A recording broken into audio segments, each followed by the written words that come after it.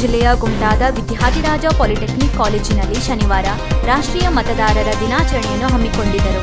ಕಾರ್ಯಕ್ರಮವನ್ನು ಉದ್ಘಾಟಿಸಿ ಮಾತನಾಡಿದ ಸಿವಿಲ್ ನ್ಯಾಯಾಧೀಶೆ ವರ್ಷಶ್ರೀ, ಭಾರತದ ಚುನಾವಣಾ ಆಯೋಗದ ಸ್ಥಾಪನಾ ದಿನವನ್ನು 2011ನೇ ಇಸವಿಯಿಂದ ರಾಷ್ಟ್ರೀಯ ಮತದಾರರ ದಿನಾಚರಣೆಯಾಗಿ ಆಚರಿಸುತ್ತಿದ್ದೇವೆ.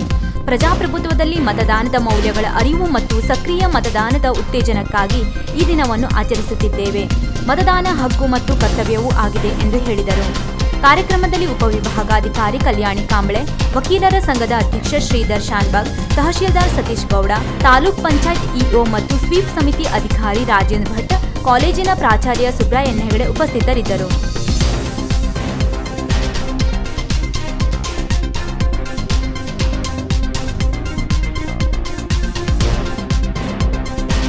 ವೀಕ್ಷಕ ಮಹಾಪ್ರಭುಗಳೇ, ನಮ್ಮ ಚಾನಲ್ ಅನ್ನು ಸಬ್ಸ್ಕ್ರೈಬ್ ಮಾಡಿ, ಶೇರ್ ಮಾಡಿ, ಪ್ರೋತ್ಸಾಹಿಸಿ.